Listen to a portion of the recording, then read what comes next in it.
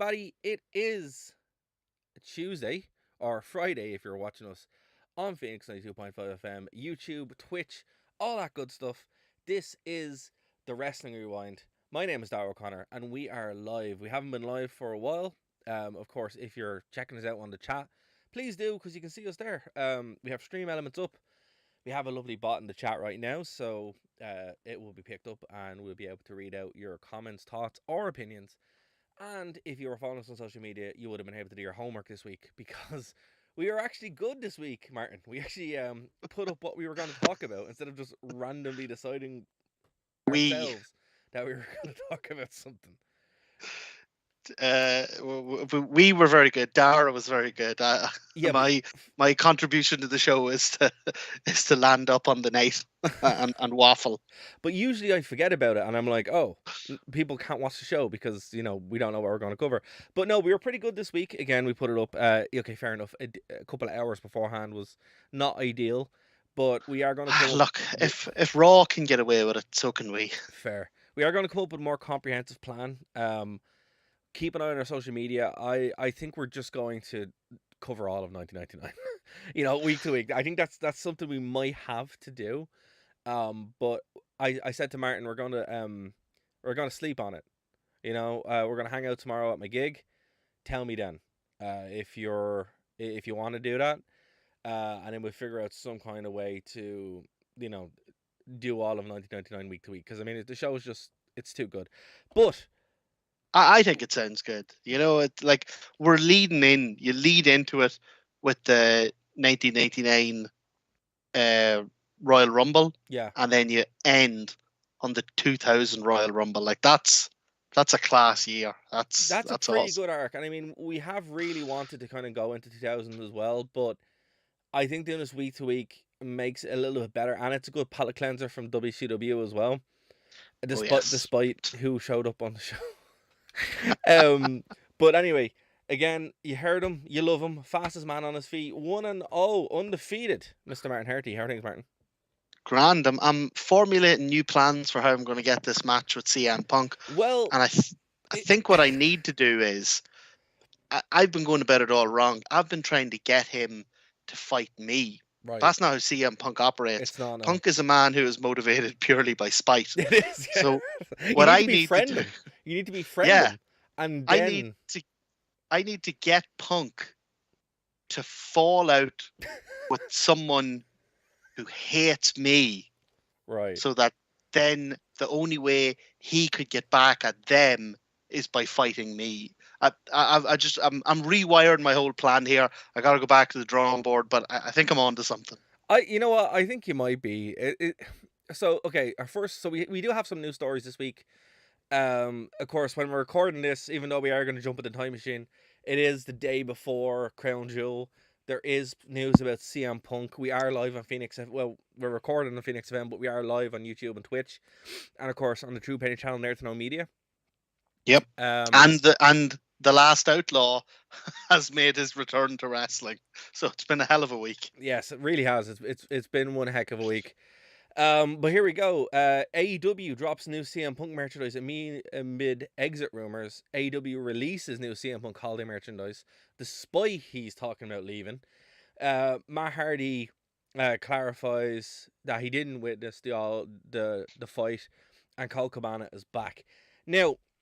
And but the biggest pop of the night for me on Dynamite was Colt Cabana. Well, look, so there's two stories to this. The story all the way up until today was that Punk is working on a buyout of his contract, that he's effectively done, and the biggest block is this non-compete, right? But also, there was also other talks around that, has a more back office job, which was fair enough, and we were expecting he's going to be gone. But the mood backstage was that nobody wants to work with him, right? That's what they were saying. Meltzer came out and pretty much said that was on the Observer. That was the talking point for at least 3 or 4 weeks. Except the thing is, it keeps changing so much. And here's the thing. So you can see here on the screen here, 9 hours ago, Wrestle Talk released a video saying that CM Punk is going to stay in AEW. and also that the fact that there's holiday merchandise. Now, what Well, do you he think of so that? well earlier today, I just before we did the show, I googled it to try and see what the latest stories were, and two headlines like right next to each other, two results were CM Punk is done with wrestling, according to a source. And right below it, the headline was CM Punk has the wrestling bug, according to. So I, you So know you what? see what's happening I'm not here. believing anything So, until so the, in, so in, but the only sorry. thing, sorry, the only thing I would say is, so I'm not believing anything that I see. The only thing I would believe is when either Punk says something or Punk appears on TV, and all of this confusion, all of the different stories, and nobody knows what's going on. That is the last shred of hope that I have that maybe they've managed to turn all of this into a work. So here's one for you, right? So I said this on Facebook because there's a Facebook page called AEW Fan Said What, and it's really entertaining. Um, you probably wouldn't appreciate it as much as I do, Martin, but I do enjoy it. I'd appreciate it on a different, This is fair. more This is fair. inward looking, self critical level. This is fair. And it was I made a comment saying it was that where like it's a work, and I was like, yeah, it's gonna it's going to return on the biggest work of all time. WCW comes back, all the ropes fall down. Just the apron drops, and that was it. It's like that bit in The Simpsons where the Soviet Union comes back. It's just We never AEW left. was there all along. Like, so I think you're right. Maybe that's what can happen. CM Punk returns on Monday Night Um, Nitro. um, my only hope is that I mean, well, the link is there. Dynamite, TNT, Nitro, they all mean the same thing. They do, yeah. So yeah, my only hope is that maybe over time people have calmed down and have now realized we could make a Hell hell of a of a lot lot of of money money. Yeah. out of this. Because like, I mean, look at the rivalries that'll like instant pay-per-view sellouts. He So worked himself into a shoe, brother. That's what yeah, happened. Punk comes back, that's an instant pay-per-view sellout.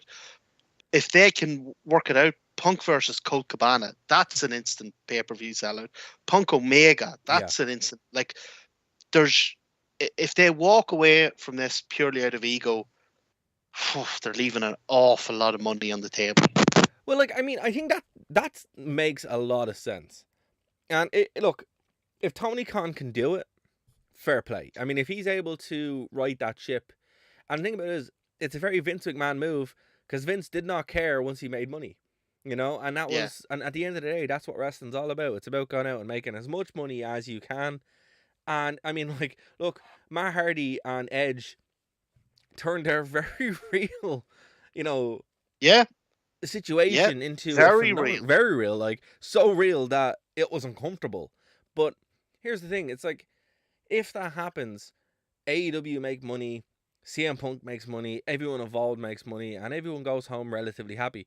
My only concern with this is, well, okay, there's 2 points. What the first one is a bit more funny. If you're an AEW fan who just watches the TV, right, watches Yep. the shows, where's your world champion gone? Where did CM Punk go? Because I mean, they've never really announced it. I think that's the big thing. They never said, "Hey, look, Punk's suspended" or something. They just Tony Khan come on at the start of the next Dynamite. yeah, but and he said, never. But he said the titles are stripped. He never said why. Yeah, that's right. He never said why. I think he couldn't at that stage because there was like whatever investigation going on. Like Yeah, they'd but I called mean, it. they should have said something. It's like, "Hey, look, there was an incident. We can't talk about the incident, but." The only thing is that, Yeah. like, I mean, AEW fans are generally they're more involved wrestling fans, so I know. can't Yeah, imagine no, I know, but that I there's a mean, whole pile of them. I know, but I mean, like, it's very messy. It's like, okay, I'll say it to you this way: when we were covering TNA, it was more interesting sometimes to talk about what was going on backstage in TNA rather than in the ring, Which is exactly what you don't want. which is exactly what was happening, and it is exactly what is happening. And I'm like, okay, it's great for the internet people, but the thing about the internet people is one, to find a product. Because I remember, when I was on WrestleView, wrestlers would talk about, would be doing interviews. and they would be asking. Like, I remember, never forget, Kevin Nash said, "Oh yeah, I go through airports and people are like, oh, I wish you're still wrestling." He goes, "I am. It's called TNA," you know. And it's like, if you don't put your like, this is a massive problem that WCW didn't have. And I think Yeah. AEW are falling into the TNA trap of doing it, where it's like, yeah, look, you have a smarter fan base, and I use that term in smart mark language, right? You have this fan base that, yeah, okay, they're more smart into the business, but at the same time, if you're flicking through the channels and not a wrestling fan, and you watch CM Punk, like you bought the pay per view, you're like, oh, I like CM Punk from WWE, it was great, and then he disappears, and you're like, where did CM Punk go? It's like Poochie. Yeah. You know when Poochie left The Simpsons? You know, at least they wrote Back to Poochie out. something. You know, they should do that with Punk, where it's like, I have to Um, go now. I would say the only thing about comparisons between AEW and WCW and TNA are, and it's a testament to their success. Yeah. AEW is 3 years old. It is, yeah. As a company, most companies don't even start breaking even until they're 3-4 years in. You know, so Look, I think I think they still have a long way to go. they do. The only thing about Punk, I would say, so like we said, there's a lot of money on the table. Yes. Not necessarily a man motivated by money. No. But a lot of it motivated by ego, and some of it motivated by like genuinely, wanting to make a great legacy. So people really got behind him with the whole WWE thing because fans were, unhappy with WWE at the time, and he's such a compelling promo and all that. And I mean, so he made a virtue out of that. Mm. If he leaves AEW now again, it kind of throws a question over that. It kind of goes, well, who is really the problem then? If you look at the hoops Tony Khan had to jump through to get him back, the money he must be paying him is obscene.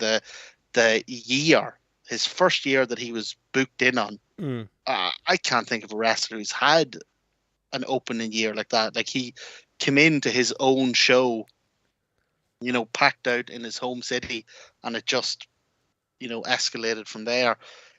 So if Tony Khan's gone to these lengths, if he's given him all this money and he's still going to walk out in that, it's going to leave a lot of people saying, well, maybe some of the stuff they were saying about Punk and WWE was right. Maybe he is difficult to work with. Maybe he is an egotist. So and there's more than just money. There is his legacy on the line as well. Yeah, I mean, the thing about it is, and we will obviously keep an eye on this. This is a development story. There's lots of conjecture. Like, literally, you can Google this now when the show goes out. As we're doing it, the stories are changing, right? Oh yeah, it'll be different by the time. Exactly. So I mean, like, look, it's Punk to Impact. I'd love to see that though. It'd be hilarious. It'd be amazing. And I love Impact. It would just be like, what are you doing? What are you doing? But look, I think you're right. I mean, this is Punk's last chance to really prove that he isn't everything that his detractors say he is, and he really kind of looks like he is. So I mean, walking back and going, right. But again, I've heard this from, like, I know people who know Punk, right? And they say he's the nicest guy in the world, like, legitimately the nicest guy in the world. But when you cross him, that's it. That's it. Yeah, well, poor old right, Colt Cabana. I mean, that's it. And I've heard that from shoot interviews as well. And it's just kind of it. And I mean, if that's the way he's doing business as well, I mean, as you said, money doesn't matter. So I hope he has that bit of self-awareness to be like, okay, I need to kind of, put this into the right light. But again, we'll see. I mean, we will see. Moving on to our next story. Of course, as I said, we're a couple of hours now away from Crown Jewel. Crown Jewel, one of the, I mean, for all its faults, for all its problems, the issues people have with it, it is one of the few pay-per-views that does play at a reasonable time this side of the pond. It does, it does. But here's the thing: this is a case of the real world creeping into wrestling again. I know we went through 2 years of it, and now it's kind of creeping in another way. So Crown Jewel is obviously held in Riyadh, which is the capital of the Kingdom of Saudi Arabia, and war might be breaking out there. So according to many sources, so we're taking this from thedailydot.com, and yeah, so on November 1st, Dion Nisenbaum of the Wall Street Journal reported on intelligence shared from Saudi Arabia to the United States of an imminent attack from Iran on targets in the kingdom. This has caused both militaries from the US and Saudi Arabia to be on an elevated threat level or alert level. The news alone should be enough for WWE leadership to cancel the trip to Riyadh. Saudi Arabia for the premium live event. I'm not calling it 50 that. million though. 50 million a show. Well, speaking on the matter, David Meltzer of the Wrestling Observer News there stated that, quote, the event is still planned to take place as scheduled, but WWE officials are monitoring the developments. Quote, the best term regarding Saudi Arabia would be monitoring the situation. All plans are for show at the moment, but you cannot control the real world. That's from David Meltzer on Twitter. Listen, this is wild. I mean, I did not see this one coming. Yeah, Is it's on high alert. is the You know, as you is can the see on screen. military leadership of Iran all big AEW fans, and this is them going to ruin WWE's crown jewel? I Like don't know. that's what you get for double booking Forbidden Door. I don't know. Maybe, maybe it's like we want AEW, not WWE. But I mean, man, that's wild. Like, all joking aside, like there is a Yeah, legit warning here that there's an imminent attack from Iran on in Saudi Arabia. So I mean, like, there was a fake statement released all over the internet saying that, hey, it's going to be in the performance center, um, and I thought that was a bit soon. WWE still are always the shows going on, and there are contingency plans, as you can see here. Pro Wrestling Finesse says that Crown Jewel still to go forward. WWE has security protocols and emergency contingencies in place, and we know what that is. That is the performance center. However, oof. Do you think so? Well, like I would be surprised. Like WWE's doing pretty well right now in terms of public opinion, and like I would say they could throw, like, not obviously not a big stadium, but they could throw a show together with fans pretty quickly. well, okay. Here's the thing, right? So when's the show starting tomorrow? Like 5 p.m. our time. Yeah, 4 is the like pre-show and all that, but Okay, so they're I don't even probably know what WWE pre-shows are anymore. Do they even have matches on them, or? sometimes, but they're okay. So WWE, the guys are probably on the plane now, right? Oh yeah. So unless they get again, I don't know. It does take a long time to go to Saudi Arabia even from Europe. Um, they're probably in the air, but then again, they're not traveling commercial. They're all on the flight, right? They're on a charter flight. What do you do? I mean, obviously we don't know, right? For all intents and purposes, the show is going ahead. It's going to be on tomorrow, and we're going to watch it and review it. Martin, if this was you, what would you do? I mean, look, here's the thing. I wouldn't even begin to pretend to know the sort of inter political relationships of Iran and Saudi Arabia. So I don't know if threats like this happen all the time, Right. and this is just a case of Right. the news making a big issue of it, or if this is a legitimate, Well, Russia amassing on the borders of Ukraine well, this here type, it says type thing. amid fears of a potential war. You see, there's a lot of qualitative words there. Yeah, I mean that. Look, okay, that's from Fears, potential. from It's Rafael Garcia over on the Daily Dot. I think that's a bit hyperbolic. I mean, like, imminent threat of an attack doesn't necessarily mean war. But then again, if I'm running the show, I would be concerned. But well, when I first who heard knows? it, I'd assumed it was a reference to some sort of Gimmick. like a terrorist. Yeah, Really. we had to move it to a smaller stadium in Riyadh. Well, So I assumed it was some sort of imminent attack could be like a new tag team, yeah, I mean, like Strike Force. Strike Force, or it's I Um, don't know. Like, I'd assumed when I first heard the headlines that it was some sort of like a terrorist attack they were referencing, because right. you could be in the Middle East and hit a lot of like high profile Western targets, and Right. So that's what I assumed it was. But again, like I say, I wouldn't presume to know anything about the internal politics of Iran or Saudi Arabia or their relationships with each other. Yes. No, I mean, like, look, it's a wild situation. Again, we have to talk about it because it is literally breaking as we are talking right now. This is from 2 days ago. The last report I saw was from 4 hours ago. So yeah, look, we'll keep an eye on it. We'll let you guys know next week if it happened or not. It's going to happen either way, but I would not like to be in Triple H's shoes right now, trying to deal with this because that's crazy. Do you know what you do? Wow. You've got you're on the private plane. You do it from the plane. You do like the Flight from Hell 2. I don't think the first one was a pay-per-view. I just think that was a horrendous No, incident. but turn it into a gimmick. Turn it into a work your shoot into a work. No. What they do is they boot up the PlayStation 5 they have on board, and they book the show using the PlayStation 5 and stream it on Twitch. There you go. Yeah, the graphics are they're pretty good. They're real good. So I'm like, I used to come in, and this was back when it was PlayStation 3. I used to come in from university, and the lads would be playing FIFA or Pro Evo, one of the big soccer games up on the telly. Playing? Honest to God, I'd be looking at that, and I could not tell the difference between it and if it was a real match that was on. No, the football games actually always do. Like, I'm not a football fan, obviously. I couldn't tell you who any of these teams are. I just know they kick a ball and it goes into a net, or it doesn't. Or it doesn't. That is the key thing. Whether it does or it doesn't. That's a big difference. And people get upset. I don't know.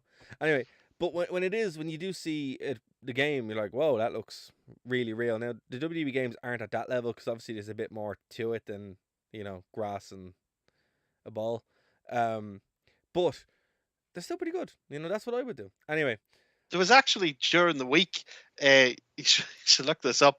There's a Russian news television or news station. Right. I don't know if it was a mistake or if it was just because they couldn't get footage, but they were talking about this story from the war in Ukraine, and they were using footage from Call of Duty.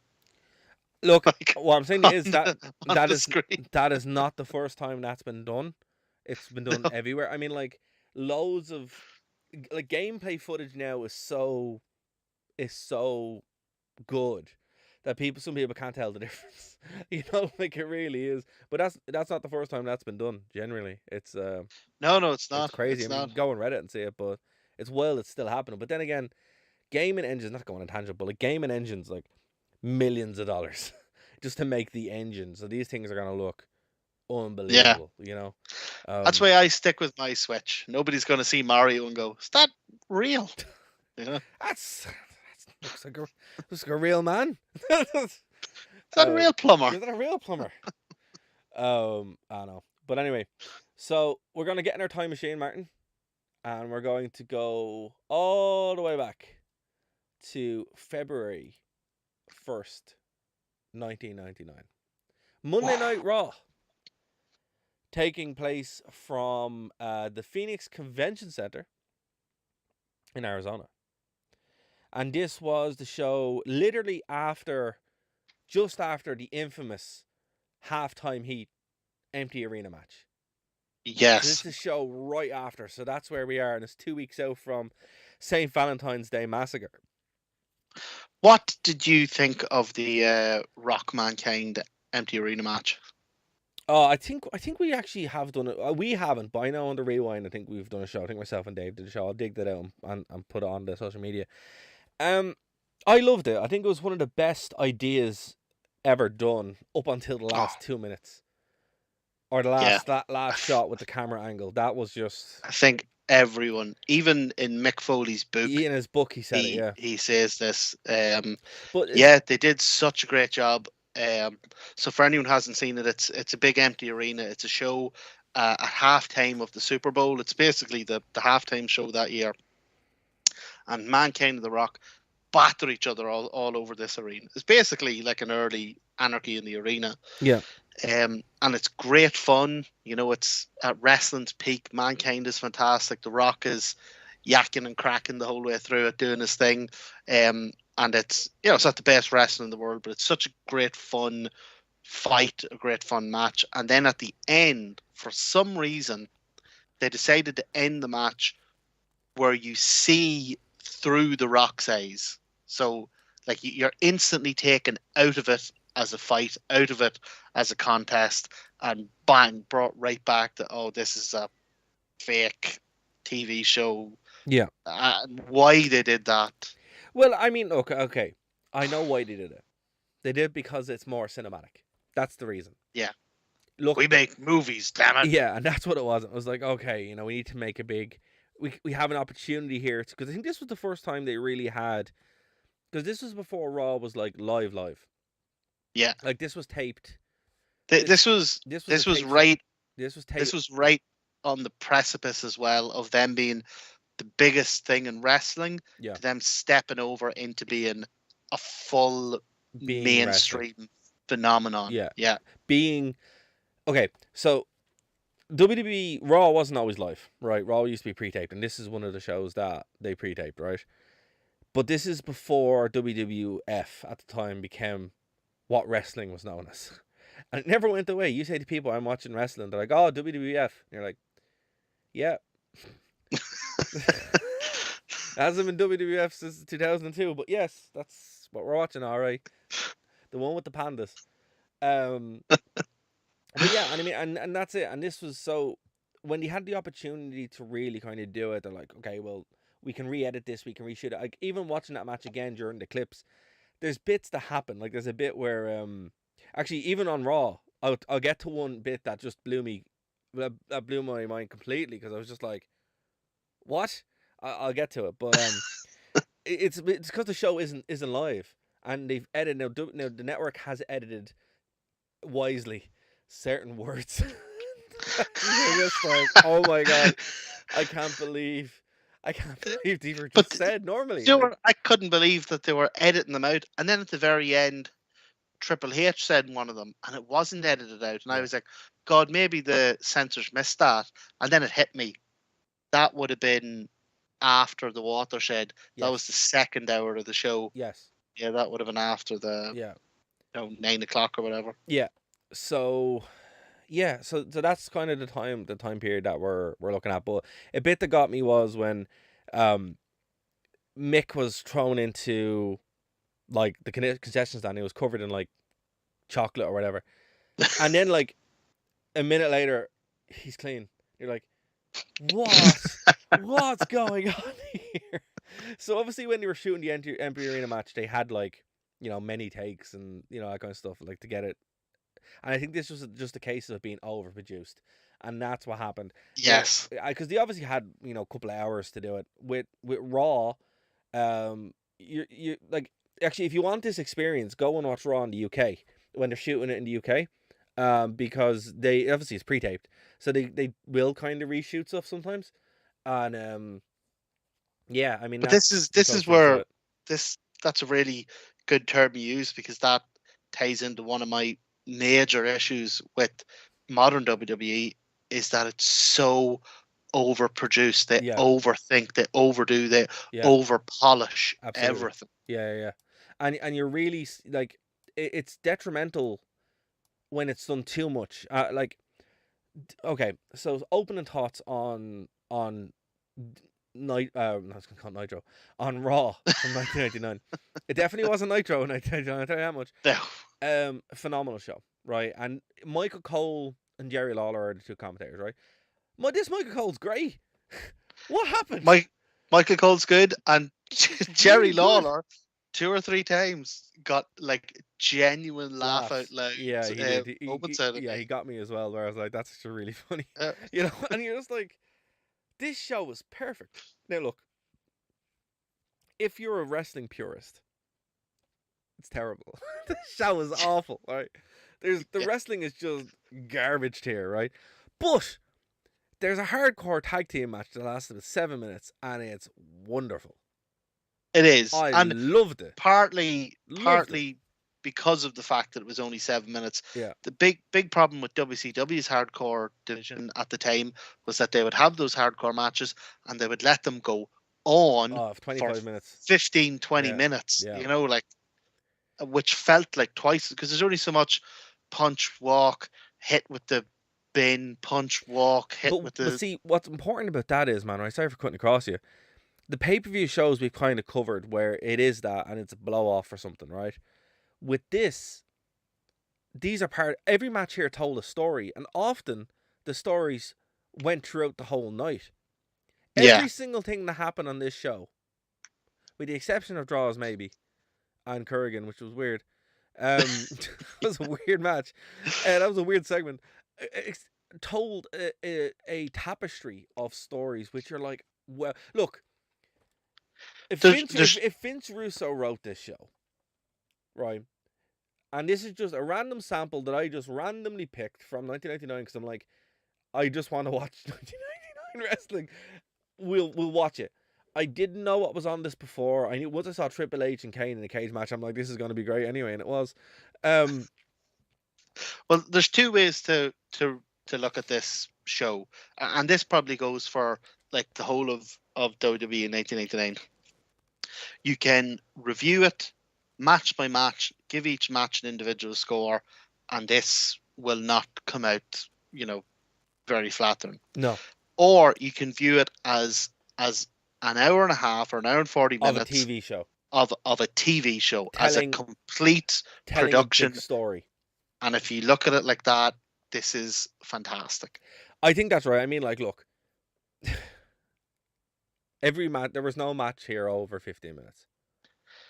Genuinely. In fact, it was only the main event that even approached 15 minutes. Yeah, everything else was... that even nearly passed itself off as a wrestling match, right? Oh yeah. Everything else was just a storyline. Like the Undertaker was in a match where he sat on his throne and watched the match. And that's what he did, and that was it. It was cool. It was so cool. It was like, I don't want to see him wrestle. He doesn't have to.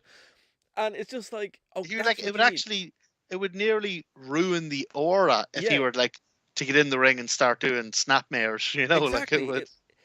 And it's just a wonderful show. It's like, this is, and again, look, I'm going to say something even more controversial here, right? I know me say something controversial, right? This is sports entertainment. Oh yeah, but it's done not really well. But it's not a bad thing.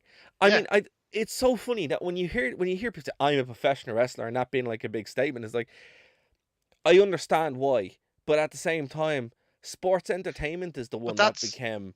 But people are saying that now as a rejection of what sports entertainment became. Yes, not what it was. Exactly. Back in 1990, this was awesome. If this was what sports entertainment was today, like, yeah, brilliant. Give me more sports entertainment. But okay, look, there are certain things that, I mean, I am conscious that we're on the internet, obviously, but we're also on FM radio. The signs were something else. I mean, there were a few that made me laugh, like, legitimately, but like 85% of them were all China, either saying lusty things about China or horrendous things about China, and you're like, wow, she was crazy over. So over. Mad like over. It's like, this woman is probably the biggest star in the company right now, other than Stone Cold Steve Austin. I mean, this was around the time they were seriously considering giving her like a short world title run. No, that would be in the middle of the year. That's when Triple H. Middle of the year, yeah. Right. That's when Triple H. But it just goes to show that her popularity was like at that level that in a couple of months they're going to be having serious talks about this. Absolutely. Behind the curtain.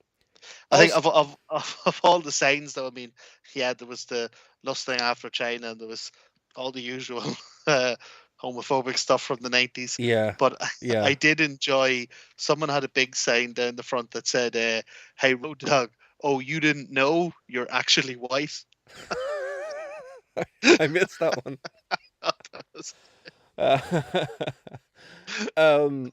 Yeah, man, I think we're just going to have to watch Raw from the 90s. I think it just needs to happen. It's on the network. And then we might do Heat. We might do it as a Patreon exclusive. We don't know yet. We'll figure it out. We'll do it on our social media. But this show, before we get into it, was just fun. I had the best time watching wrestling in years. It's just such a refreshing show. And I know it's Yep. crazy because it's 23 years old, but at the same time, you're like, it's so good. You know, I mean, everyone has a character, even Kurgan and Draws, right? They have the least amount of character, so they're least interesting. Like, the only ones who I'm like, okay, Kurgan's just a weird guy. Draws is like a tattoo artist, weird guy. And that's kind of it. Everyone else had a character. I mean, like, you know, there was a porn star, a jailer, But literal and vampires, or sorry, men who lead a gothic lifestyle, which was the best line ever. It's up there with the box-like structure. but a part of the reason that they are able to sustain. So this is a really quick show. Yeah, this it's is very you're quick. getting It's very you're quick. getting like a wee Vince's skit, his kind of sketch, and then you're jumping to, you know, maybe Shane in the ring, and then you're cutting to like a backstage promo, and then bang, there's a match that turns into an angle. Now, so this, like, nothing really outstays its welcome. Yeah. You can only keep this pace because the show is an hour and 40 minutes long. Yes, but Can't 2 do hours. that. 2 hours. 2 It's 2 hours hours with with commercials. ads. Yeah. You can't do that with a modern 3-hour Raw. When they went to the 3 hours, I think that was a death knell for Raw. No, I disagree. If you use, like, with Nitro, and I tell you what, we'll do a year of Raws, Right? and we'll do a year of Don't Nitros. make me do a year Nitro. No, we'll do good Nitro. We won't do like the horrendous Nitro. I promise, because I don't want them to watch that, right? But I mean, when Nitro was doing it correctly, they figured out how to do that. Where they had the first hour was luchadors, Yeah. and it was those crazy matches with the cruiserweights or whatever, you know, going against the top luchas in the world. Great, that's how you do it. Modern Yeah, it WWE doesn't almost do that. feels like you're watching a couple of different shows. Yeah. It's all about variety, and like, you can do it. Like, wrestling does not need to be 3 hours if it's not a pay-per-view. Doesn't. Yeah, I Doesn't yeah, I need to still be 3 stand hours. by. I think in terms of a weekly show, I think 3 hours is far too long.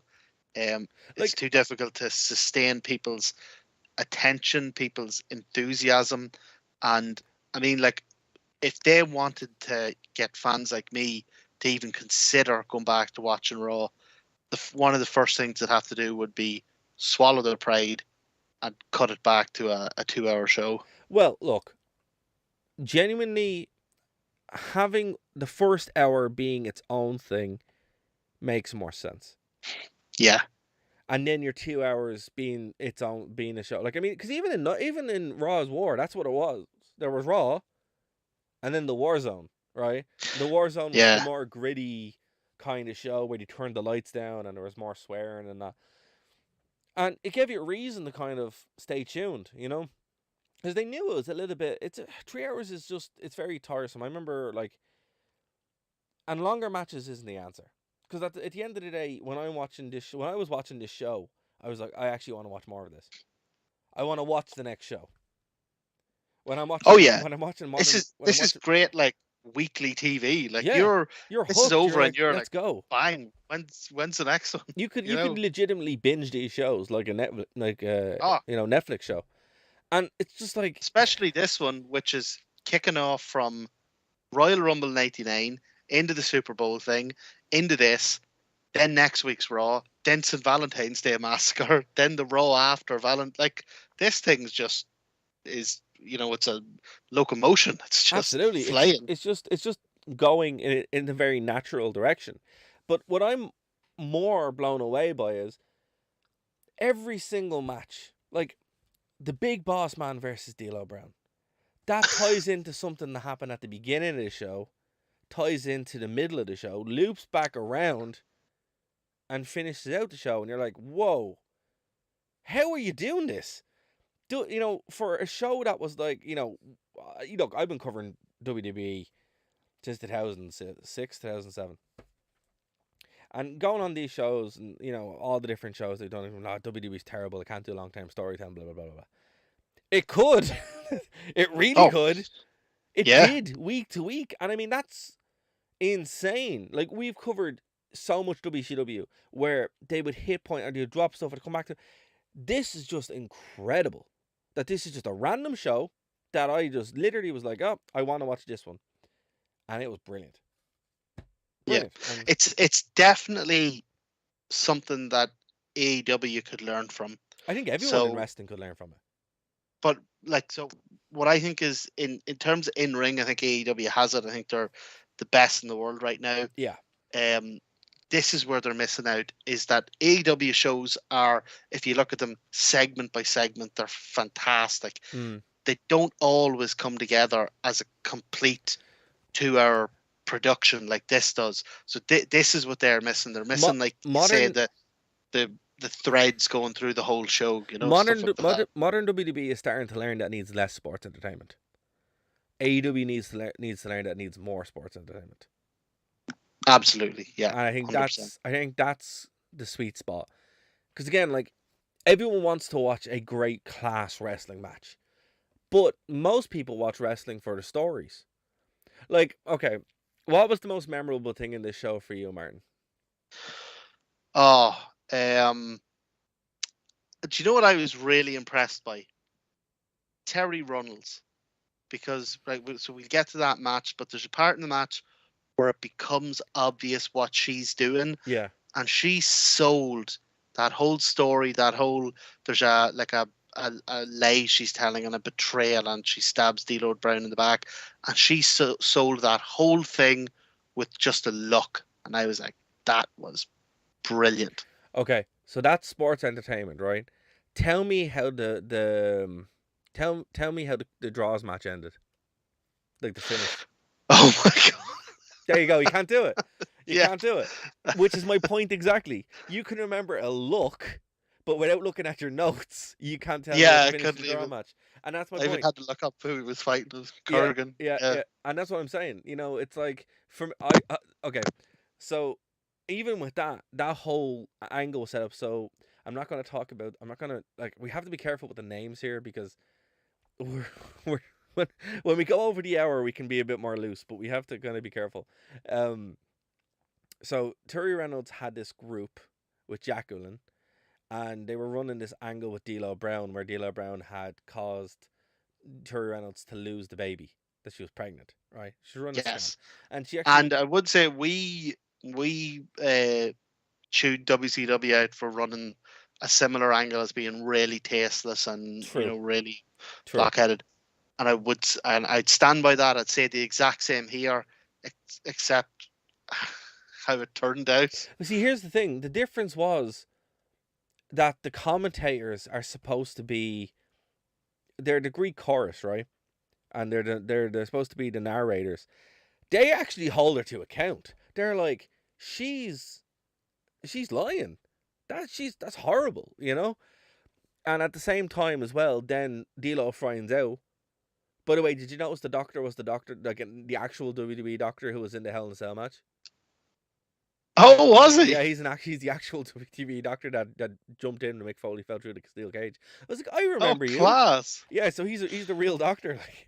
That's a thread that's going through the whole night. So Yeah, it do you is. know It starts the off. No, I have to say, when the show started, Big Boss Man walks in there, and I'm like, oh man, I can't believe. Like, okay, Boss Man is the ultimate bookily. He's yeah. the ultimate book. I love the Big Boss Man. He's one of my and favorites. He really and is. this version of him, Oh, the best. SWAT The team SWAT version of him. team corporate Boss Man is. Oh, he's the best. He's just the best. But when he's. In fact, will we go from here then? So yeah, we're we not will. jumping Yeah, we around will. all over the Yeah, place. yeah, we will. Sorry, I'm just excited, folks. Oh, same here. It's Yeah. such a good show. It really is. Right, we'll go from here. So that's how the show opened. Shane McMahon was cutting a promo, was backstage. He's like, look, I'm in charge tonight. Vince is on assignment. He's in Victoria, Texas, trying to hunt down Stone Cold to get him to hit him. Because basically the story was here, if Austin hits Vince, the match at St. Valentine's Day Massacre isn't happening, right? And he's voided his contract, so he's fired. Exactly, yeah. So he's trying to goad him in, and Shane's like, right, I'm in charge. So Shane booked the main event on Heat, which is Kane and Triple H in a steel cage match. But the corporate team are around him, and Boss Man is just deadly. And then Terry Reynolds walks into him, and he's like, oh, he says something horrible to her, and D'Lo has to have a fight with him. So that sets up the match that they'd have later on where D'Lo would go against Bossman, because basically D'Lo had to do whatever Terry Reynolds said because he believed he had caused the miscarriage. But the show opened up with Val Venus and in the ring. The first contest was Billy Gunn versus Val Venus.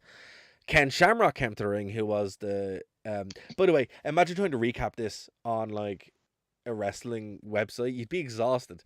You really would. Yeah, because by the time we get to the match, so this is the first match. By the time we get to it, we've had the recap of the Mankind Rock match. Yeah. We've had Shane and the Corporation do a promo backstage, Yeah. then come out to the ring and do their whole thing. They did the whole then thing. We've had the cage come down. Yep. And X-Pac is sat on top of the cage, Yeah. jumps in and it clears out Shane McMahon. Then we get the old. Oh, do you remember the old Attitude? Oh yeah, sorry, edit? I forgot about that. So that was first shown in the halftime heat, and it was the classic thing. If you bought a VHS from that time period, that would always be You on got it. that ad. But later on in the night they'd show the other ad version of it, which I've never seen before. Neither did I didn't even know they did that. It's like that was really cool. It's the obverse of it, so it's actually really clever. Yeah, I forgot all about that. That's great. Yeah. So it goes from that, and then we get the first of several. No, not even. We get the first of several Vincent Texas. Yes. Skits, which that range from hilarious to terrible. Yeah, I enjoyed these. I was looking here, the best at worst on Raw from uprocks.com. And they didn't like it, and I'm like, it was gas. I like. Do you know what the issue with it was? Some of them were class, some of them were terrible. Yeah, some of them were good. Yeah. The issue with them was, you are a $1 billion company, hire bloody actors, because they obviously weren't in Texas. They'd gone down to like the nearest pub, and they'd just told random people who were in the pub to like put on a Texas accent, and all the people in the pub were terrified of the camera. They were, you know. So... But see, that made it better. I mean, it was like, I don't know, if it had been actors, it would have been. There's the danger of overproducing it. Yeah, yeah. But then there's a bit where like Pat Patterson is the other way. Pat Patterson is hitting on this woman, and she's just the worst actress ever. But it just adds to it so much, and it's just like, and she like hits him in the groin, and you're like, this is. I can't believe this is just happening. Like, it's so random. So we get loads of them. Skits. Yeah. I think it's like during the night. 7 or 8 through the night, but they're not they're not introduced the way, like, sadly, I would have to say if Jim Ross was there, it probably would have added to those, because like there was no voiceover. It was just like random cut in. It was like it would just cut in. We'll pepper them in whenever there's a lull in the show. So there's no introduction. They just kind of happen, you know. Then we go back to Jerry Lawler and Michael Cole, and they're talking about Valentine's Day Massacre and that coming up, and then we're into the first match. So right, we have the first match of the night, and we have already seen 6 maybe different segments. Like it's all class. Like, that's not a complaint. It's all no. But the thing with it is, okay, if you're in the crowd, and you've seen all this stuff, but nothing in the ring. I mean, the thing about it is, it's like, you have kind of seen stuff in the ring, though, and that's why those promos happen as well. It's like, it's this weird balancing act where it's like, the crowd never seemed burned out, because when the matches did happen, they're like, oh, right, we're ready for it, let's go, you know? And like, Val Venus came out super over, Billy Gunn came out super over. It was a DQ, because basically Ken Shamrock was sitting on commentary. By the way, that Ken Shamrock on commentary with Lawler needling him the whole time was actually hilarious. We should point out that the reason Ken Shamrock is on commentary for this match is the IC champion. Is partly because Val Venus is hitting and in a relationship with his sister. Yes. And Billy Gunn, Mr. Ass, in the previous Raw had pulled down his trousers and mooned his sister. Yes. So he's commentating the whole way through this match, just talking about the kinds of men he didn't want his sister getting involved in. You know, Mr. Ass and Val Venus. Fair enough. So, and then what happens is Ken Shamrock promised his sister that he wouldn't lay his hands on either one of them. Yeah. So he decides to get a steel chair and welly Val Venus out of it, ending the match. Yeah. So Val And Venus won the match. Then Val Venus gets up because all he knows is he's been hit from behind, Yeah, and he thinks it was Billy Gunn who hit him with the chair. yeah, So he whacks Billy Gunn with the chair. yeah. Look, it was like so. This is the whole point of the show. All this is very entertaining. The actual match was maybe 5 minutes. It was 5 minutes. 5 minutes of perfectly Serviceable wrestling. acceptable, serviceable. Like the camera wasn't even on them. No. Like the match might have been 5 minutes, but I'd say for 2 of those minutes the camera was on, like, Val Venus arguing with Michael Cole and Jerry Lawler about his sister, and we cut backs to like Val Venus getting in the shower with Shamrock's sister and all this other stuff. The ring wrestling, the wrestling was there, but it wasn't important. That makes sense. No. It was just there because it was a wrestling show, but it wasn't really a wrestling show. And I think that's that idea that we don't do wrestling, we do movies. When Vince didn't have a filter or didn't have another storyteller there, you can see why it kind of went off the rails, because like this, what he would end up doing in the next 20 years up until recently, it's the same thing. It's just there's no control and it's more of it, and no one is saying no and pushing back. Like, yeah. Here's the thing, right? If let's take that opening match. If that had been 15 minutes or 20 minutes, right? Because both those guys are actually really good wrestlers. Yeah, of a classic. Of a classic, yeah. If they had a long match and it was the same thing over and over again, all the stuff that we would complain about WWE under Vince would happen. They were constant plugging, stupid catchphrases, stilted commentary. These were all there, but because it was in such short bits, it flowed a lot better, But we are going to have to take a break here because we're just about to hit 55 minutes, Martin. So ready for Swearsville. So if you guys are listening on the stream, don't go anywhere. We're going to keep going. But if you're checking us out on the radio, guys, go over to nerdtoknowmedia.com, thewrestlingrewind.com here to find every single show we have ever done for free. There's links to the Patreon there as well if you want to help support the show. Also links to the live stream, which we're doing right now.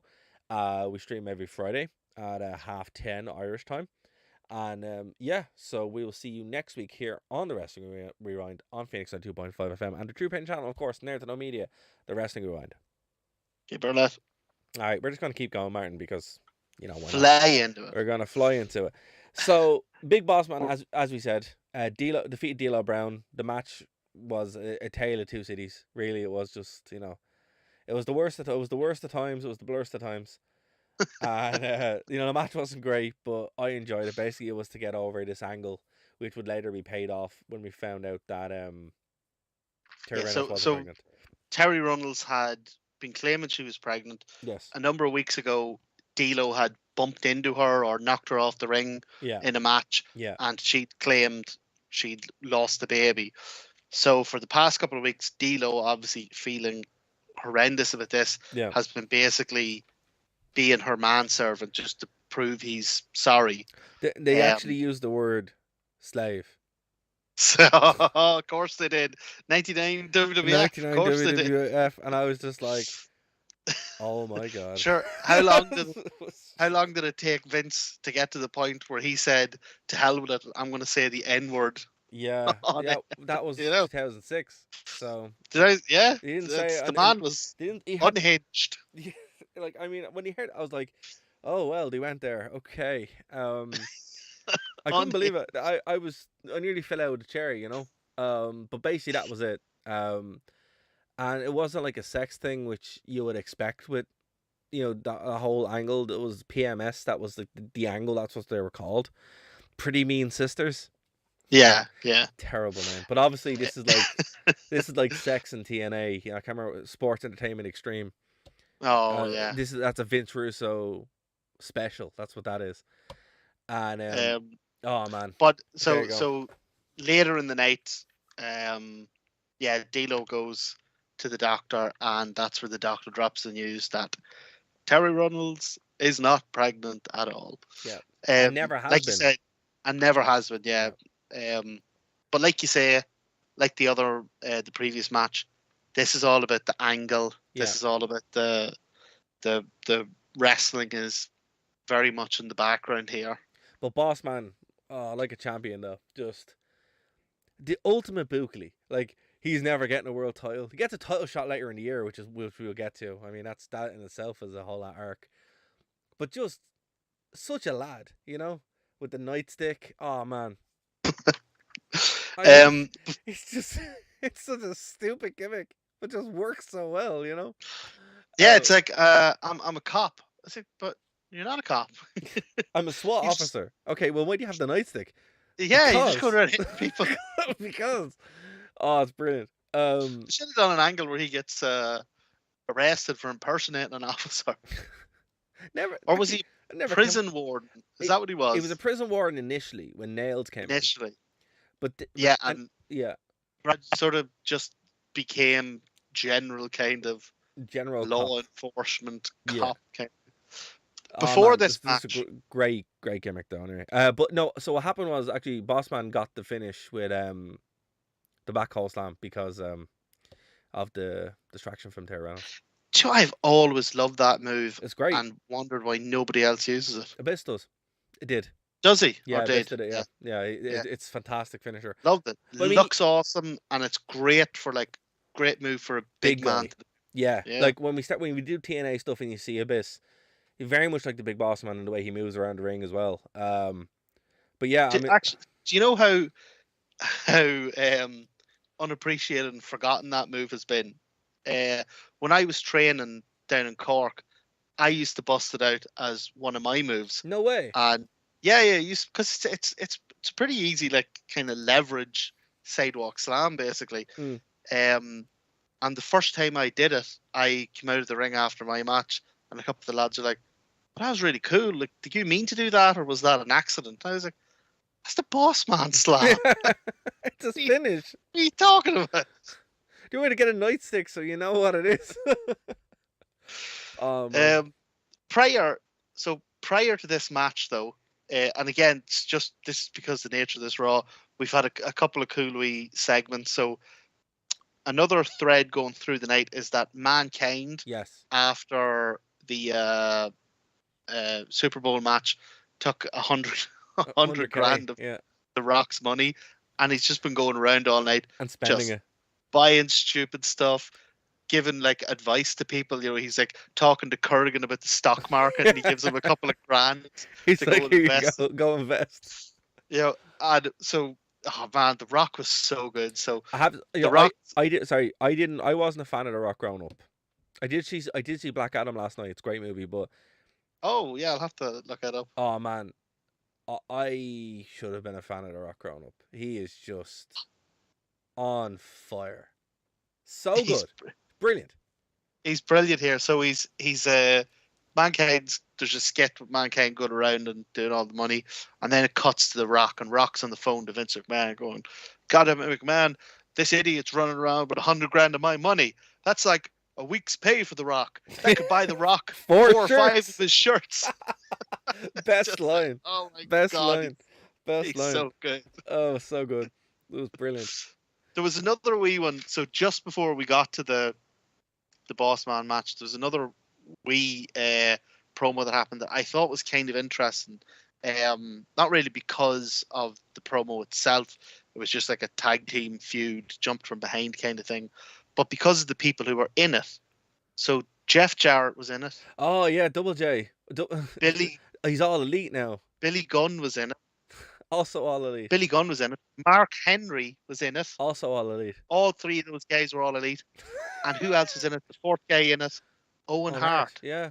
And Owen Hart's now, I mean, as all elite as you can be when you're not around anymore. Absolutely. Yeah. I just thought it was a cool wee note that like all 4 of the guys who were in that segment are now in one way or another all elite. I can't believe Double J showed up on AEW. I mean, that was just.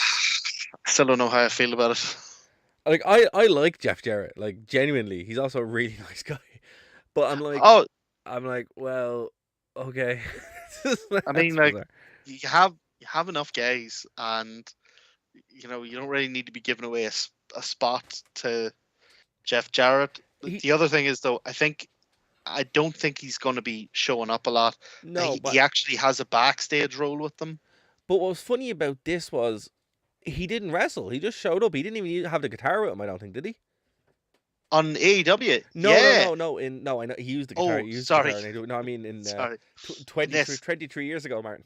yeah, yeah. 'Cause Back in the time machine. I don't because he only started really using the guitar in WCW, like really, like Yeah, excessively, you know. So yeah. I don't think he was using it in this. I think he just was like, he just came Not out and Yeah. I don't know if he was using it in general, but he wasn't using it in this segment. yeah, which was But surprising. I mean, it's also kind of like eerie to see Owen Hart because this is a couple of months before. Like, I over mean, the we edge, will yeah. get to that unfortunately when that does happen. But I mean, it's just eerie to be like, whoa, you know, there he is, Mad, like you yeah. know. Also, the fact that like the show starts with X Pac up on The top of the cage, yeah. cage, yeah, and it's just like wow, As it's being lowered from the roof, yeah. they were really fond of that, weren't they? Wouldn't happen now. But okay, next match we talked about it wasn't really a match; it was like less than 2 minutes. Draws defeated Kurgan, but next one, the one after that was the Brood.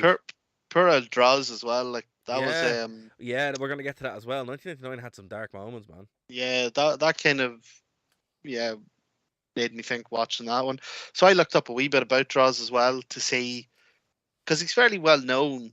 Obviously because of what happened. Yeah, But man, his career was only 97 to 99. Like it yeah. wasn't.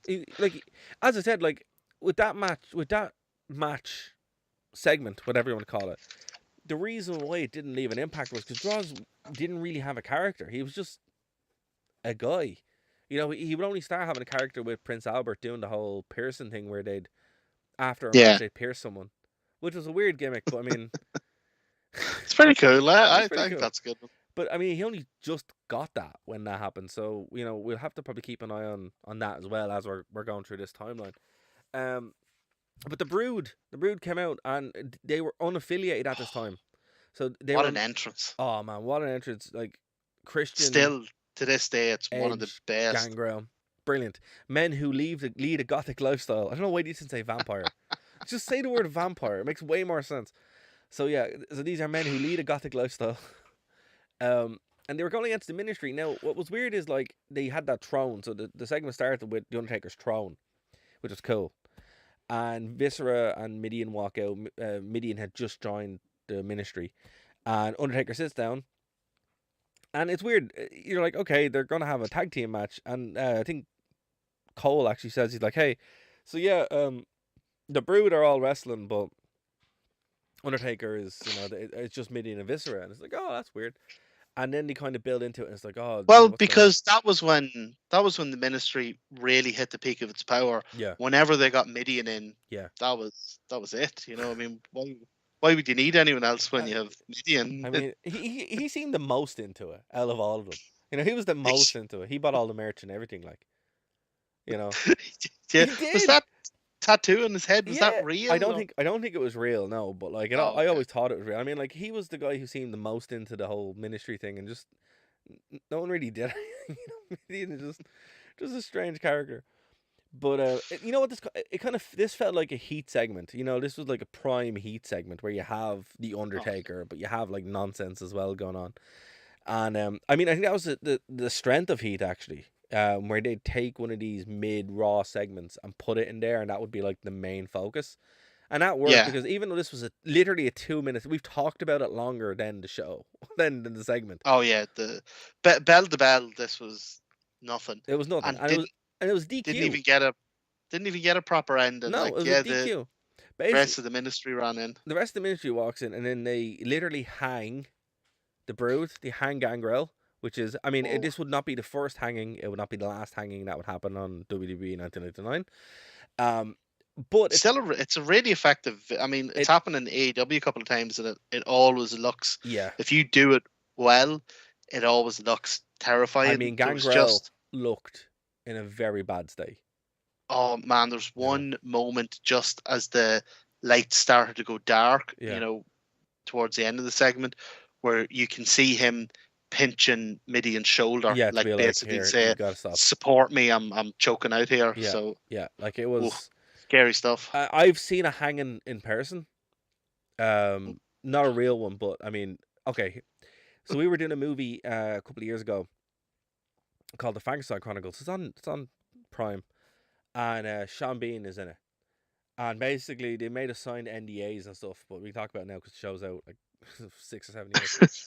And the only way to do a hanging, Sean being a fan of the show. don't know. Hopefully, he's a really nice guy. He came around to everybody. He came around to all the extras and introduced himself. Such a nice guy. The nicest guy I've ever met working in, like, as a movie star, working in, movies. Um, so the only way to actually do a hanging is to hang someone. Yeah, That's the well, only way to to make do it it. look You can't you convincing, yeah. can't you can't fake it.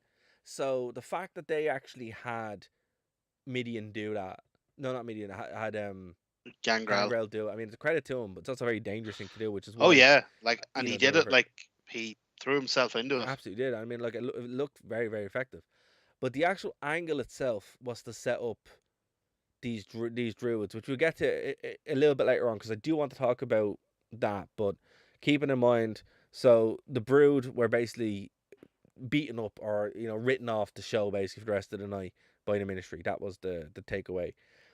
The acolytes would show up in that segment as well, but they'd come back for the hardcore match with the Road Dogg and Al Snow. Now Road Dogg and Al Snow had their own thing going with the hardcore belt, um, Yeah, which was great actually. I think they have a really really good match in St. Valentine's Day Massacre, which I think they're wrestling.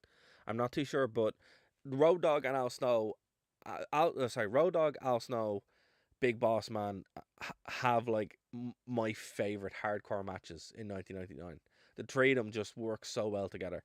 Um, and I think Al Snow has a match against himself at one point on Raw, and it's a really good match. Like it is, he puts himself through a table and everything. It's fantastic. So I think that is in 1999. So when it happens, we'll know. But this in itself, while it was a good 7-minute hardcore tag team match, which there should be more of, like this was a legit hardcore match oh where he went yeah. around, he did the whole arena, Th- did this, this was stiff. 3 unprotected chair shots, 2 on Bradshaw and 1 on Farouk, and I'm like, oh my god, Yeah, straight to the head, straight to the and head. this was hardcore, like you say, in that they went all over the arena. This was hardcore in that they used weapons, but this is also hardcore in that every single one of those guys, not just the acolytes, were working stiff. Yeah, They were stiff as laying boards, stiff everything as in, boards. But I mean, everything in. like, look, we all know what unprotected chair shots did. Is there not a bit of me where I'm like, that looked really good?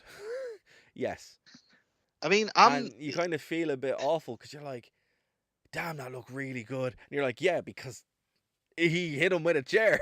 You're just like, I it's mean, got we're I'm slightly. I don't know if this is a controversial view or not. I'm of the view that you should still be using them today I don't think you can. as a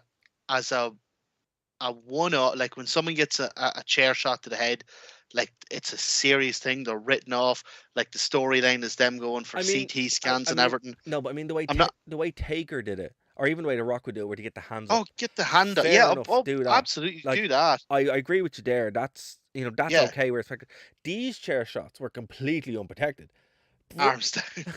Bradshaw took 2 just standing there, and Farouk gets up and takes another one, and you're like, oh my god, like because I mean, one of the reasons why I don't want to go back to the Royal Rumble 1999 is because I don't want to watch the I Quit match anymore.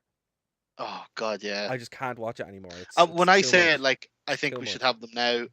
Again, I'm talking about like a once in a while thing to really sell an Well, angle. I okay, am not talking about The Rock wailing on Mick Foley for 10 minutes. it's just I mean, and again, anyone who wants chair shots again, I'm like, look, unprotected chair shots. There's a thing about having the hands up. I agree with you. I think you can do that and it can still look fine. But Well, it looks fine because that is what you would do if yeah, someone swung a chair at you. Like it looks absolutely. natural. It looks. Exactly. It looks more real. I mean, the way The Rock always took a chair shot always looked the most real, if that made Yeah. sense. The way Farouk and Bradshaw take one doesn't look real. It's like you're just No, getting your it looks brain like cell. you're a hard man, but it doesn't look real. No, it doesn't look real. It's but again, it's just there's something about the sound of a chair shot to the head that's just unlike anything else. Where you're like, damn, It's satisfying, isn't it? you said it, not me. It's I don't know what it is. I hope I'm not the only one where it's like, you know, it is. I don't know. The Romans watched people being killed in the arena, right? It's humans. You, It's there. you just don't. You just don't get it from a chair shot to the back. No, you you don't. Get the don't. same. You don't get it. You just it's not the same. It just feels like, oh, okay. Now finish him with the chair shot to the head. You know, it's like a lead up to it. You know, but I'll tell you though about chair shots to the back. One thing I did notice on this show is a lot of them are holding the goddamn chair the wrong way around. yeah. So even when they swing a chair shot to the back, rather than getting that nice flat end of it across your back, you're just getting the two ridges of the underside of it across your Also, back. they're using they haven't got the proper, you know, the chairs that they're in. They're still using the padded The folding actual chairs. chairs people are sitting on. Are Yeah, sitting on, yeah, and you're like, oh well, okay, we're at this point where there's money, but there's not loads of money yet. So the yeah. backstage, the around the ring is actually still pretty dangerous because it's not like super controlled. It's just Well, a little bit this is better why than this is why they couldn't hire actors to be in the pub. yeah. They have some money, but not a lot of money, and it's just when you start seeing it, you're like, okay, you know, it's a little bit better than it normally would be, but it's nowhere up where it would be in a year or two, you know. Yeah, yeah. So the acolytes basically win. One of the coolest finishes. They put Road Dogg through. So basically, Al Snow is in the back and he's beaten up. Put through a chair. Put through not through. Put through a chair. Put through a table. Put through a weird looking table. It looked good. It looked natural. It It looked did. like it was just a thing Thing that sitting was there. along the Yeah. side. Yeah. So they set up a table in the ring and they power bomb. They do a double power bomb through this table, killing Road Dogg, and then they pin him with just they don't need to even pin it. They put the foot on him. Basically, the way Farouk And and retro pin is cool. there's a brilliant bit just before they do this. So Farouk is in the ring. He's getting everything set up to kill Road Dogg. Bradshaw is in the crowd. Yeah. There's no other way to describe it. That's what happened. They just kill him like. Bradshaw's in the crowd and he's making his way towards the ring and he gets to the security rail and he goes to get in the security rail. Yeah. And then this one fan starts hassling him. Yeah, I saw that too. Talking shit at him and Yeah. throwing his drink at him. Yeah. And Bradshaw turns around and clocks him. Yeah, I saw that too. And I was like, wow. The whole thing was worked so well. Like, the fan wasn't overacting or anything. He just looked like a drunk dickhead. Yeah. And Bradshaw did not hit him with a big wrestling punch. No, he just gave him a dig, like. So it looked really good. Like, you would, even nowadays when people are cynical about everything that happens, you would be looking at that going, oh, I wonder was that real was or that legit? But no, so remember I was saying at the beginning of the show that this was recorded. There was one part, and I've gone back to it 6 or 7 times before the night show, watching it to see when it happened, and I can't find it. So I want to see if you copped it too. They're in the ring. Yeah. They're in the ring, and he put Road Dogg through the table, right? Yeah. There's no druids. The minute they cut back, there's druids. Oh, yeah. I don't know if I noticed it. So go back and watch it, and you'll so everyone at home, go back and watch it, and you'll see what I'm talking about. And I don't think now the commentators don't make a thing of it. I don't think it was something that was edited out. I just think it was a weird cut that they had 2 bits and they redid it. It's the only thing I can think about because there's no. It's not like something weird happened that they had to cut out or whatever. It's just literally they must have had a bad take and they had to redo it because there's no druids, and when Road Dogg goes to the table, there's druids. Maybe it's just a timing thing. They just needed a cut. Because no, you don't even see them. They just appear out of nowhere. They just appear, dude.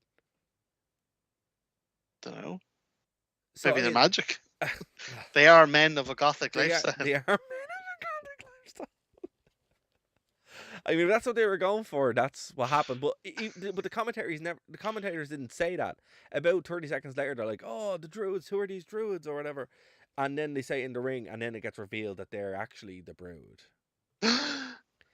Twist, bro. A twist, bro. Exactly. I mean, everybody saw it, Swerve. but Swerve, it bro. was weird that like they made such a big thing out of it and then immediately pay it off like 20 minutes later. It's like you could have Yeah, saved it that was. for like a week or two later. You know, Wi- you need to build, you need to get rid of it straight away. But the Brood are now in the Ministry of Darkness. So there we go. It was even though, yeah, like you say, it was sort of built up and paid off Immediately. almost as quickly as you knew it was happening. Yeah. But I still thought it was pretty cool. It was pretty cool. Like, I mean, look, if I was booking that, I would have said, right, 2 weeks later, a month later, or even blow it off at the pay-per-view. You know, where you're like, oh, they Yeah. come back and attack. But it also was cool that there was that payoff where you're like, oh, I guess that was it. And it made sense because that beating was an initiation from The Undertaker. So it did make sense. Yeah.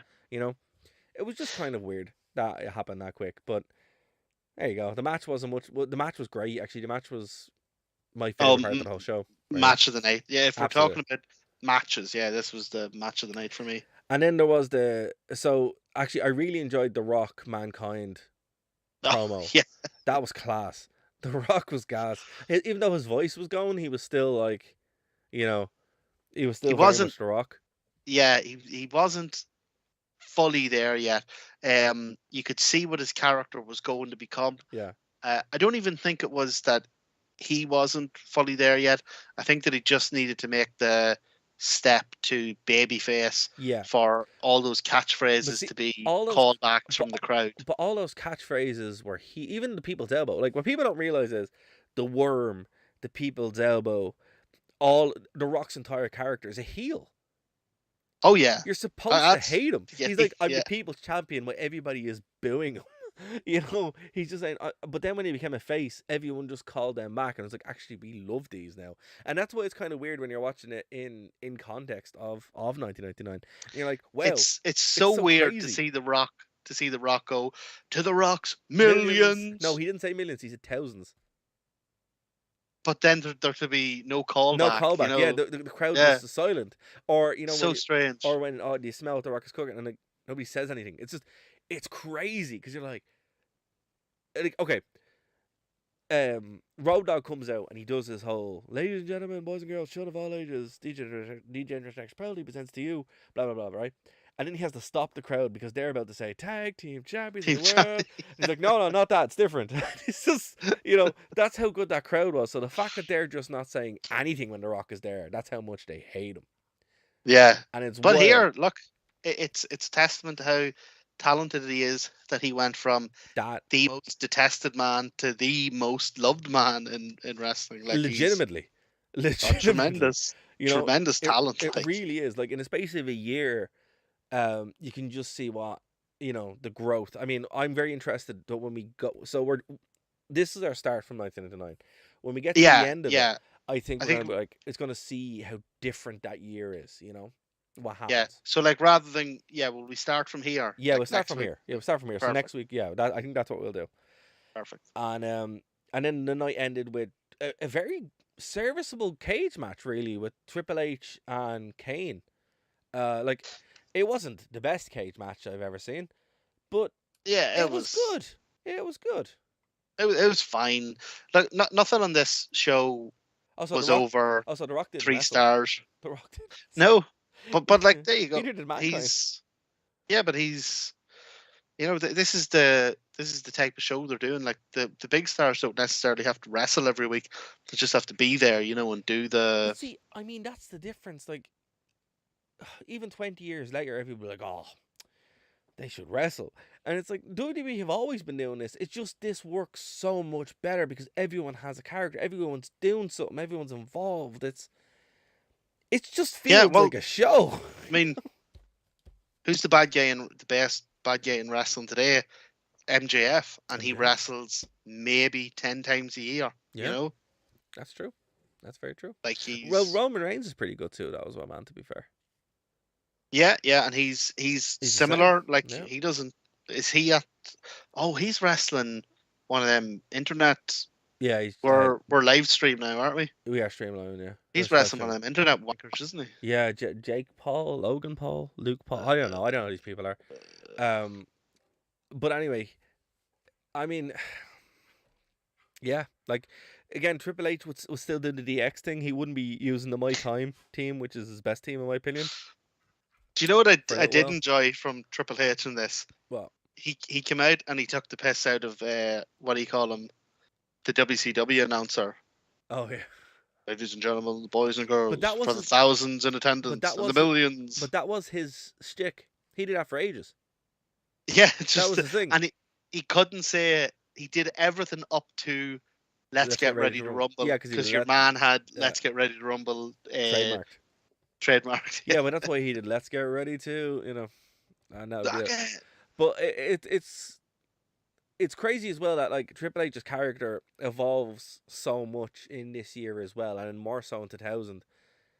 I'm Oh I'm yeah, really looking forward to seeing this as our base. Like if we're taking this as our control, where everyone is, how much this changes in a year, it really is spectacular. So I think I think we have to do this now, Martin. I've talked myself into it. oh, I'm happy with it. Yeah, No, we have yeah, to. I have to. man. I love Valentine's Day Massacre. Oh, So I'm looking forward to it. That's like yeah, so. There's like the go home is next week, I think, and then there's the one yeah. after it. Then it's the Valentine's. Yeah. And I think So we'll do it that way, and then we'll also yeah, make sure we just watch Heat watch it as well. with the pay-per-views. Yeah, absolutely. Yeah, brilliant. All right, Martin. Well, Uh, look, I'm not going to give the show a grade rating because that's I don't. impossible. Yeah, I It, don't think we need to do it for for these these kind weekly of shows. No, weekly shows. no, no. The only thing was I didn't notice until the end of this match. So the match ends, by the way. Yep. Kane is climbing out of the cage. Triple H is climbing out of the cage. X Pac comes running down and he climbs the cage and starts punching Kane. Yep. China comes running down and starts punching Triple H. Yep. Then he knocks China off and Triple H wins. Yeah. But at some stage in the match, Kane is busted open. He is, yeah. Like he is, even under the mask, under all the dark hair, he is pissing blood. Yeah. So he must have taken a really nasty rap somewhere because it looks like it's the top of his head. Like you wouldn't like lay it on the top of your head. No, I don't think it was a blade job. I think it happened. So there was a bit where he did the fire mid match, and then he threw Triple H into the cage. Triple H didn't get busted open. I think it happened around then, though. I think when Right. Triple H sent him in to either the corner or the cage in the darkness, that's probably looked like when it happened. I could be wrong though, but that's so to me, because that's of what I his suit and his mask and his dark hair. I only noticed it at the very end when the camera pans round and you can see that the blood is running down both of his shoulders and down his arms, like he's covered in blood. He's covered in blood, yeah. And there was no bloodbath in this yet. But yeah, man, I mean, it was a very good match. It was a surprisingly odd choice to do a cage match on a throwaway Raw, but they were setting up a lot here. Again, there wasn't like a lot of wrestling, so I think maybe balancing it out with two, pretty meaty matches, made the whole show very feel satisfying. Let's say 15. Was there maybe 30 minutes of wrestling in the whole show? Yeah, give or take, yeah. Maybe 30 minutes. But again, man, as I said to you, you remember the segments. I remember the segments. Yeah. We talked an hour. We talked an hour about a show that had half an hour of wrestling. Yeah. Oh, look.